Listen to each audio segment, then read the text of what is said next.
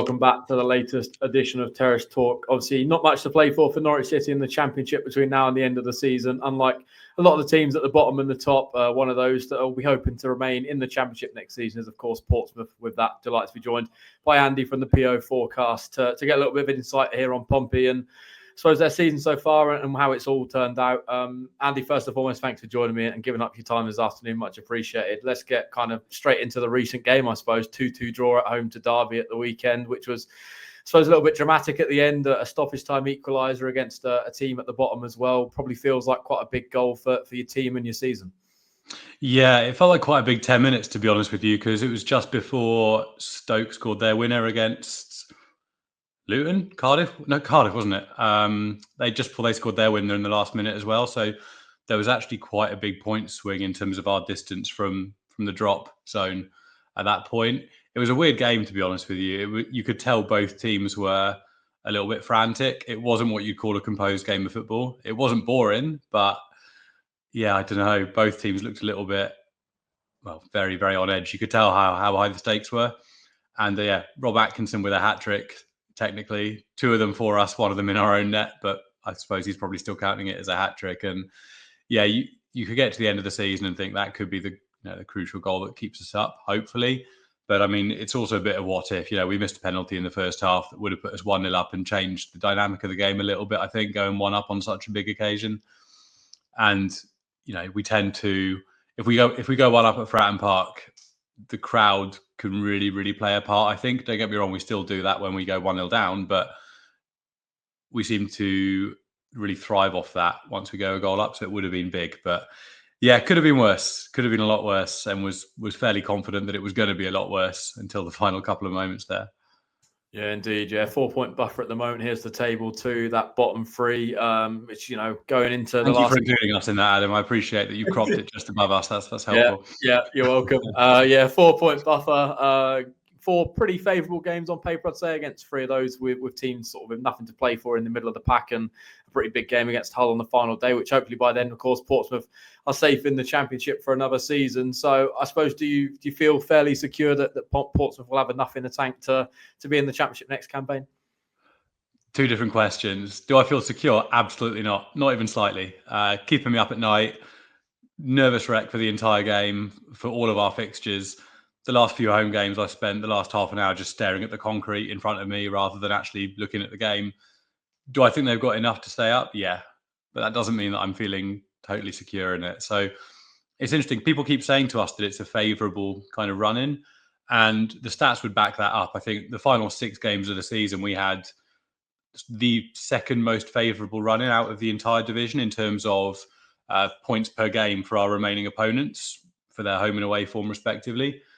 Having said that, I wouldn't see Norwich away as a particularly favourable game. I wouldn't see Watford as a particularly favourable game, albeit at Fratton Park. And Sheffield Wednesday are very capable. So I know they've not had the best few months, but yeah, I'll call it a favourable run-in afterwards when we picked up 12 points from 12, and we'll go, oh yeah, that was a very favourable run-in, wasn't it? But that feels like a long way away at the moment. And as you said, Hull on the last day of the season, Abu Kamara, who you guys know very well and became a bit of a Portsmouth legend last year, who's now at Hull.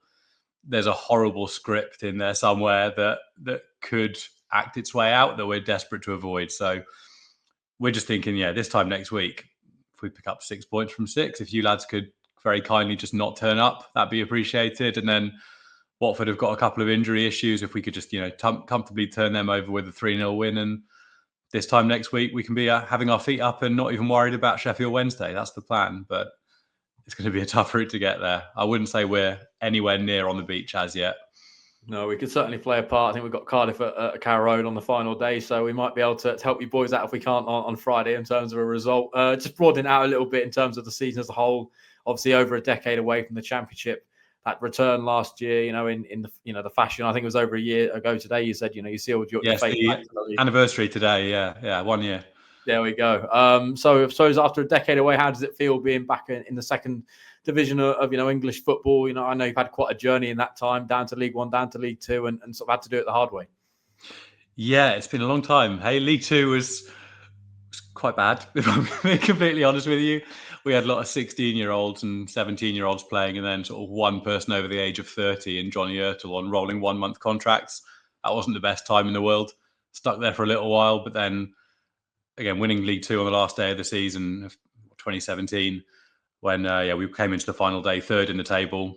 Doncaster and Plymouth both dropped the ball, and we absolutely trashed Cheltenham and stole it. And then, this time last year, there aren't many better nights in my life, to be honest with you. I'd struggle to think of many than the last minute winner, the pitch, the going out afterwards, some questionable actions in karaoke bar with the squad. It's one of those special nights out that I don't think you would get as much in the Premier League. I can't imagine the Man City squad hitting up a karaoke bar with their fan base and throwing pot plants around. It's not the sort of vibe you get. So it was special, and it's been lovely being back. And that's not me saying I'm ready to leave again yet.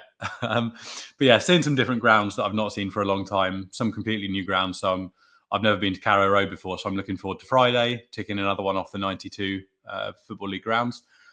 And it's been really interesting to see the noticeable step up in quality between League One and the Championship. It's just half a beat faster. I think we found that very quickly at the start of the season, playing against Leeds and Sunderland fairly early in the season in particular. It was a big step up, and the players have done really well to be in a position where if you'd offered this at the start of the season, I think most Pompey fans, myself included, would have taken the league table as it is now. So a lot of credit has got to go to them for that. A few players who we weren't 100% sure whether they would be able to make the step up have done well. So Conor Ogilvie had a very difficult start to the season and has really grown into a all right Championship player now. And at the start of the season, I wasn't sure I'd be saying that. So you have to give a lot of credit to the squad for fighting so hard. We knew at the start of the season there'd be some bad days. We were more thinking, your Leeds away, your Sheffield United away kind of days out. We weren't thinking conceding 6 to Stoke. We weren't thinking conceding 4 to Derby. It's not quite what we had in mind, but it's been the sort of season you expect when you first come up from a division below, and it's just roller coasters, and you've got to roll with the punches. And some matches are going to go very much not to plan. So you're looking at your Stoke, you're looking at your West Brom away, 5-1 defeat. Other days are more, they remind you of the highs you get. So obviously the two wins we've had recently have been Leeds and Blackburn, having lost to a lot of other sides who are far lower in the table than Leeds and Blackburn. So the Leeds and Blackburn wins were, again, something special to be at the football for. Yeah, some of those memorable wins, and most of those have come at Fratton Park. It's fair to say that the Fortress feel that I think we all certainly felt when we made the reverse trip down there in December time. Now you can sense it, and it's played into your campaign 9th in terms of the home record, but away from home, just 2 wins, 4 draws, really struggling, 23rd in the table. Sorry to present that to you. Andy. I was hoping you weren't going to bring that up, Adam, to be honest. But I suppose what's the difference? Is it just that sort of fan base being tight to the pitch? The stands are obviously so close. Is that kind of playing into the home form, and maybe that's different away from home? What was kind of the difference? That's a great question. I wish I had a nice solid answer for you. I don't even know if that really plays into it a huge amount. There is a different feel to it at Fratton. Obviously, it's one of those old school grounds where, as you'll know from having been there, you are very much on top of the pitch, and it's sort of quite steep quite steep stands with the Fratton end. And but it's not as if we're going to play at Old Trafford every week, where it's a completely different vibe to it away from home. It's a great question. I think defensively, we aren't going to keep enough clean sheets away from home. It's been interesting to see how we've tried to approach our away form throughout the year, right? So the way we've approached these games has actually changed. Moutinho's showed a bit of tactical nous, believe it or not, from the stats you just read out away from home, and we have tried different things. We actually started the season really good away from home. First day of the season, 3-3 draw away at Leeds when they equalised in the 93rd minute. You're thinking, this league's a piece of cake. Leeds aren't that good. What's all the fuss about? We can walk this, do an Ipswich, But the sort of the heart attack football we played at the start of the season away from home, even though we picked up some good results, so drawing with Middlesbrough away as well in our second away game, even though we were picking up results over the course of the season, we were going to finish bottom with a goal difference of minus 107 because it was heart attack football. It was mad. And Moutinho adjusted, realising this, and we tried to play a little bit more compactly. Away from home, our defensive players just there's too many individual mistakes in there to see out a full 90 minutes. And the lapses late on in games really cost us. For a while, we were the team that had conceded the most goals from the 75th minute onwards. I don't know if we still are, but we were for a decent proportion of the season. So there's probably a few answers. I think teams do tend to obviously come at you a little bit more when they're at home, but it's not as if many teams are coming to Fratton and shutting up shop, because, you still see Portsmouth away as realistically, if you're looking at playoffs and above, you're looking at coming to us and winning. So it's not as if people come in, employ a low block and try and see a 0-0. So it's a good question. I don't have the answer. We've tried 4 at the back. We've tried 3 at the back away from home. We've tried expansive mental football. We've tried boring, compact football. And it's generally been individual mistakes, to be honest with you. Over the course of 90 minutes, one of the back 4 or one of the back 4 and the 2 holding midfielders or the goalkeeper will make a mistake. And it tends to cost us the game at this level, where away from home against experienced championship sides, we're only going to get a certain number of chances in away games realistically, because our squad isn't a fully championship squad in terms of experience and in terms of quality. Long story short, we've not taken those 1 or 2 chances per game, and we have had 1 or 2 catastrophic individual errors per game. That's as short as I can probably make it, and that was still 10 times longer than the answer probably should have been. No, I think we'll find out, I suppose, on Friday with the evidence on the pitch to Portsmouth struggles away from home. We've obviously got a pretty good home record, so it'll all be intriguing, but Norwich have certainly struggled at different points, so I think there's an opportunity there for you. Are you guys on the beach by any chance? I know we're here to talk about Portsmouth, but what are our odds of you just being, nice day out, bit of sunshine, bring some inflatables, sandals, flip-flops, just enjoy the day and let us take 3 points? What are the odds? Yeah, I think that's pretty high. Yeah, I certainly think if the Carrow sunshine is there, and the fans are probably going to be enjoying themselves before and after the game a little bit more than the 90 minutes, I suppose. I think we're just purely looking now for sort of green shoots for next season and sort of trying to build on a sort of more transitional season for this season round. But the home crowd and home sort of performances have definitely dipped over the sort of latter stage of this season. So I think there's a door open there for Portsmouth that if you can, get yourselves in front and maybe try and, bring your, I suppose you've got a sold out away and probably a fairly noisy fan base behind you, then I think there's a good opportunity there for you and John Messina to try and take. I suppose on John Messina, I mean, just talking a little bit about him being in charge now for over a couple of years. I mean, how does he rank, I suppose, in sort of Portsmouth managers of your lifetime? Clearly, obviously had pretty good success and a championship survival, hopefully this season, to add to his CV. I mean, that's quite the job he's done. Yeah, I mean, hopefully he will add championship survival to his CV. He had a contract extension at the start of the year, which is excellent, because I think a few of us were concerned that he was going to get poached, to be honest with you, because I can see him doing a McKenna and going and managing in the Premier League at some point. I know it's fairly early to say that because he is so early in his managerial career. So when he signed for us but he signed for Portsmouth, he was still on the playing ranks at Oxford United. And I mean, we mostly know him from playing against him in the past, and he scored a penalty against us in the playoff semi-final that knocked us out about 5 years ago from the League One playoff. So he's done his bit in hurting us, so he owes us a little bit in getting that love back. But yeah, he's come in, he's well-spoken but honest, won't just give you the party lines in the interviews at the end, but at the same time won't say anything that he hasn't said to the players' faces. So you feel like you're getting an honest appraisal, but not sort of a betrayal of the players in the media. He is learning on the job. There have been some tactical mistakes there, don't get me wrong, but that's natural when you are in your just starting. He's been manager for 2 years, came in just before the end of the season before we got promoted. So 2 years, and it's a learning curve, isn't it? But to be honest with you, after we've had a mixture of managers over the last few years in terms of, you've got Paul Cook, who was it was functional football, but very passionate, did a very good job with us, got a lot of time for him. I'm not one of the people that buys into him being a snake for leaving overnight and going to Wigan. Like, you do you, mate. Then you've got Kenny Jackett, who was the opposite in terms of being very sort of withdrawn almost, and you didn't get much emotion out of him, and there felt like a bit of a disconnect there between the fans and the club. Then you got the Cowleys, who were very much the other end of the spectrum, where you felt that they just cared. They, go and watch the under 11s, under 15s, under 16s, happily jump on fan podcasts, which is something we never got Kenny Jackett to do, but the results didn't quite work out, unfortunately. And then, Messino's come in and,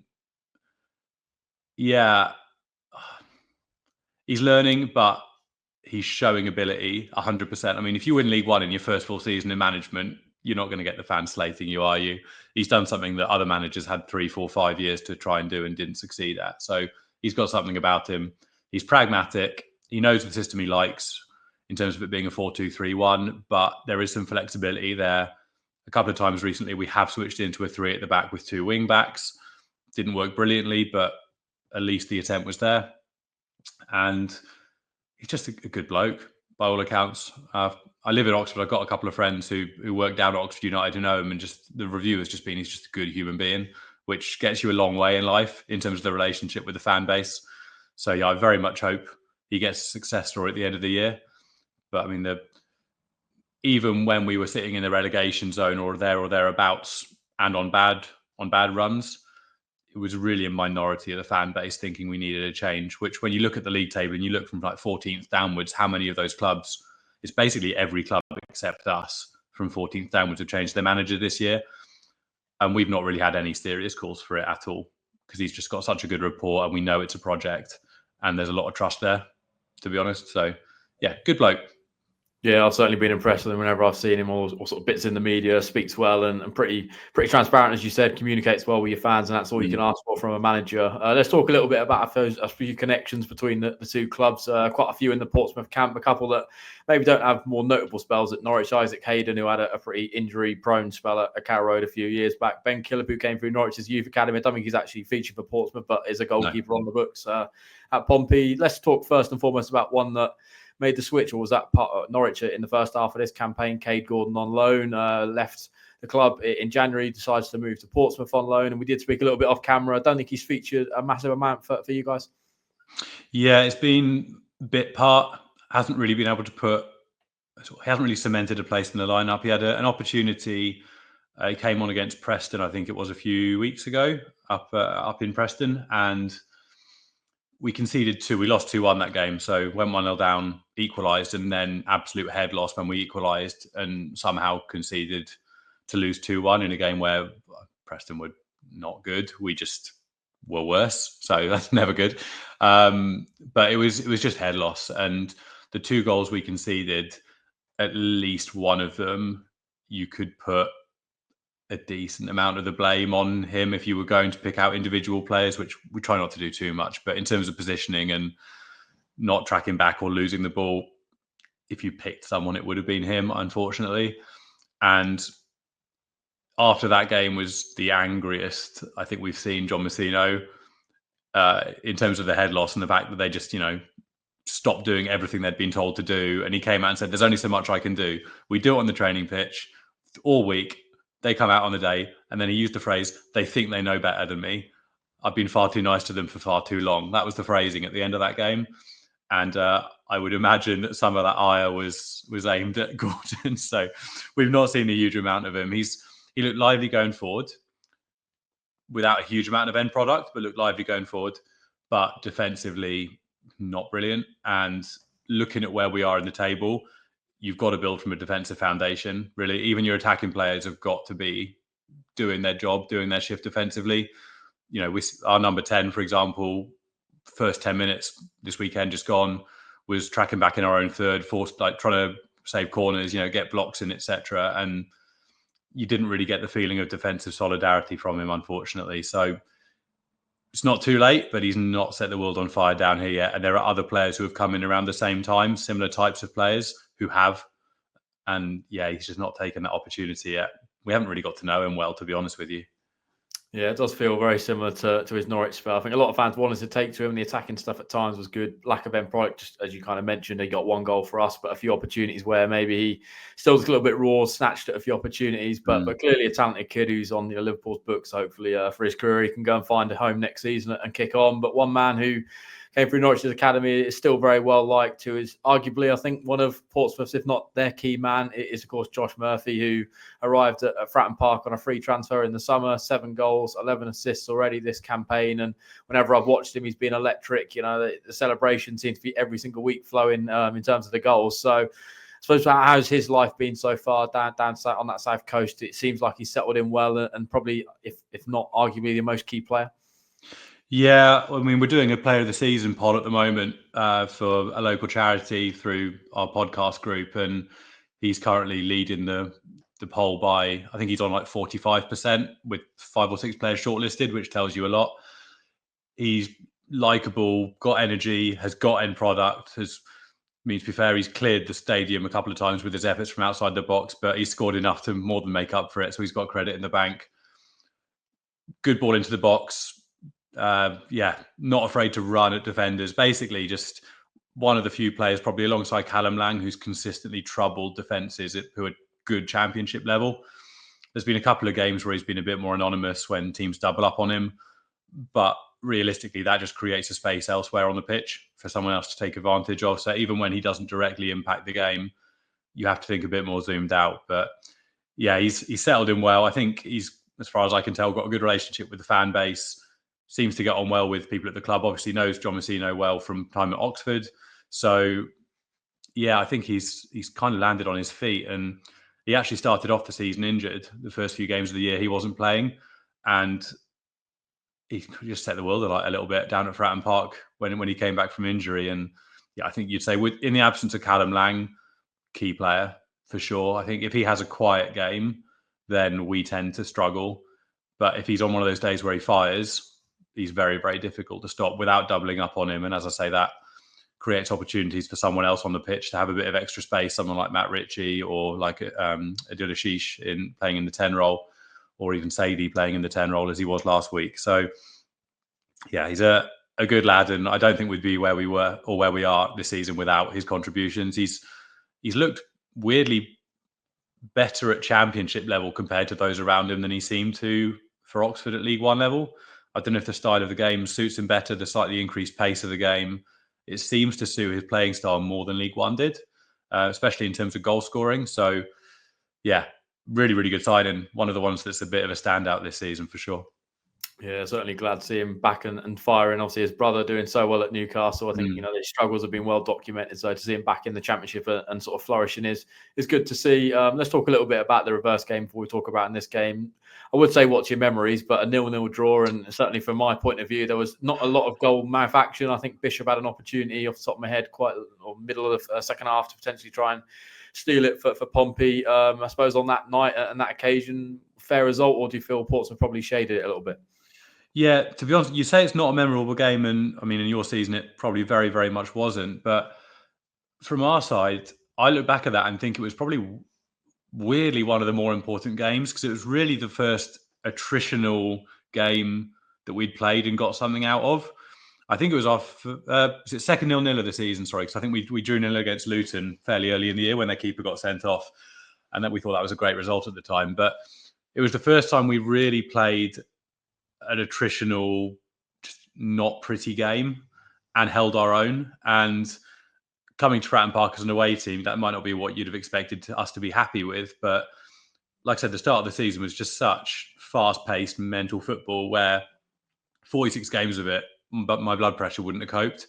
So to line up a bit differently and to play that just slightly stodgy, grind out the result against a team that's going to finish higher than us in the league was actually quite a big moment for us in the year, for me at least. But having said that, I remember sweet FA of the actual game because it wasn't that exciting. So I couldn't pull many sort of highlight packages out of my head from it. But for what it represented, it was actually quite a big 90 minutes for us, for me at least. Yeah, certainly one that I think Norwich fans don't want to remember. I mean, remember Ashley Barnes starting up front for us and not a lot sticking up top, and then he eventually moved on in the January back to Burnley. So, not a game I remember too much of, but certainly a good point off the back of a 3-0 defeat at Loftus Road for us on that particular occasion. Just quickly, before we talk about the game, I suppose, have you watched much of Norwich this season? What have you made of it? Obviously, we mentioned a little bit earlier on in this show that we're on the beach a little bit. There's going to be a mid-table finish between now and the end of the season, probably looking more ahead to next campaign. But have you seen much of it, and what have you made of us from afar?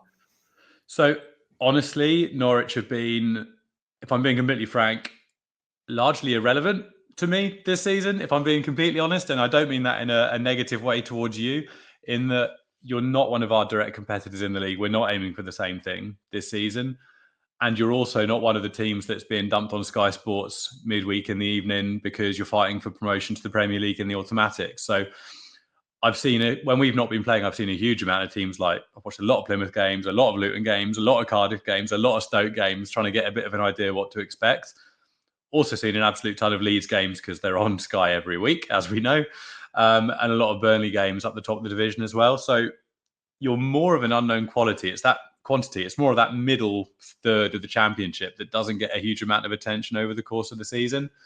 So yeah, people, I keep hearing this, on the beach, etc., at home, possibly gettable at, etc. But I mean, last 2 home games, you'd drawn with Sunderland and beaten West Brom. So clearly not a real dead loss, is it, at home at this stage in the season? But honestly, seen very little of you. Probably one of the 2 or 3 clubs that I've seen least of in terms of 90 minutes at a time on TV when Pompey haven't been lining up. Yeah, you've not missed much, to be honest, in the way our season's panned out.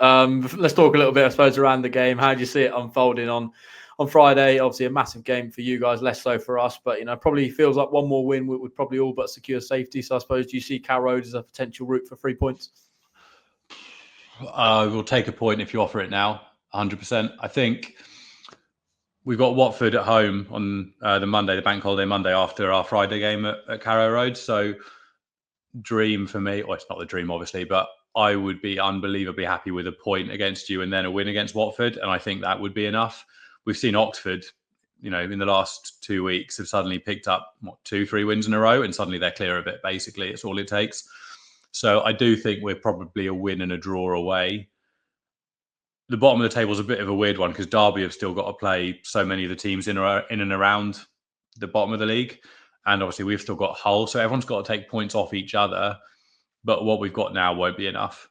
And last day of the season is a crapshoot. Who knows? Like, home against Hull City with an ex-Pompey player, with Abu Kamara, playing for them, ex-Norwich as well, obviously, playing for them with relegation on the line, you can't leave it to that with any confidence. So ideally, a point against you I'd take in a heartbeat, and then hopefully 3 points against Watford. I know they've had a couple of injuries to key players, so that's what I would see as the most likely positive outcome. If we can somehow come and smash and grab, don't get me wrong, I'll be buzzing. I'll be very, very happy. We'll have a lovely Friday night in Norwich. Don't know what the nightlife's like. Most of it's based off Alan Partridge, to be honest with you, my knowledge of Norwich. So probably not that accurate. Yeah, some beautiful pubs, to be fair. You'll certainly enjoy, a little crawl around the city. I think the nightlife's maybe a little bit more questionable, but certainly in terms of pubs, it's good. And have to push you for a score prediction, Andy. How do you see it unfolding in terms of a score? I'll go with a 1-1 draw, I think, optimistically, but also with a touch of realism to it. I can't see us keeping a clean sheet. We don't really keep clean sheets away from home. That's just not really what we do. It's not in our DNA. So if you're going for number of goals, probably over 2.5 is a reasonable bet. But I do think 1-1 is likely. I think we've got the quality in us to score. All it takes is a moment of a little bit of magic from someone like Josh Murphy or Colby Bishop as well, or even Matt Ritchie coming in a little bit more fresh-legged than he was. But yeah, defensively more questionable. I don't know whether we're going to have Rob Atkinson playing, who scored the 2 at the weekend just gone, because he's not really fit enough. Massino said he's not fit enough to play Friday and Monday. So it depends whether he prioritises him for the home game, which I think he might do, in which case it will be a little bit less than a first choice optimal centre-back pairing. So I do think there's a goal conceding in there. So yeah, we'll go with a 1-1 draw, and I will snap your hand off for it right now. Yeah, I wouldn't be shocked if that's the score at all. I think Norwich certainly a side at home that they like to concede goals still, so you certainly get opportunities. It's just about whether you take them, because obviously I think the attacking firepower from Norwich is clearly there in terms of Signs and Sargent. They'll score a goal if they get an opportunity. And just to round off the show, Andy, you want to plug where people can find your guys' podcast and your guys' content? Yeah, thank you. Yeah, so we are the PO Forecast. So it's the first part of the Fratton Park postcode, which in hindsight, incredibly stupid, because if you type it into Google, it says, "Did you mean podcast?" And then it doesn't show up the PO Forecast results. So not the cleverest pod title. But yeah, PO Forecast, you can find us on, I mean, I'm off Twitter now, but the podcast is on Twitter, Instagram, under @Pompey News Now, which is like our overall group that the podcast sort of branches off. So yeah, @Pompey News Now, @PO Forecast, all the regular places. And if you want to listen to three very upset men next week listening to us talk about probably a defeat at Carrow Road, then you're very welcome to join and boost the listening figures a little bit. Good stuff. We'll link that down below if anyone is interested, or it might be a joyous celebration for those Portsmouth fans watching. If you do manage to get the 3 points and take a step closer to survival. Andy, do really appreciate your time this afternoon. Great to have you on the channel speaking all things Pompey. Obviously, all the usual build-up and content across our channels heading into this game. Be down at Colney tomorrow lunchtime speaking to Johannes off Torps, or your preview in terms of who's going to be available, be across our channels, and of course, be at Carrow Road for Team News Live at 2 p.m. ahead of the 3 p.m. kickoff, and all the usual post-match build-up and fallout from this game will be across our channels as well. So we'll see you on Friday for hopefully a good game at Carrow Road.